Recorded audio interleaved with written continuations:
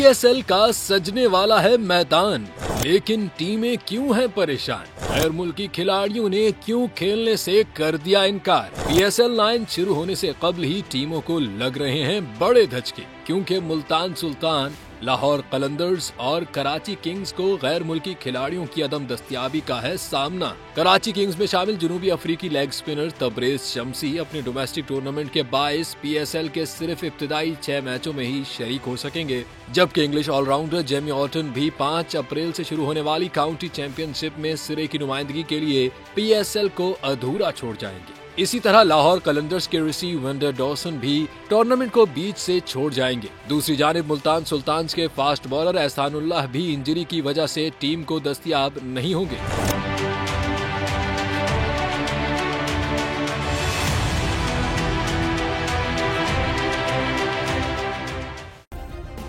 Subscribe करें और bell दबाएं ताकि कोई खबर रह न जाए।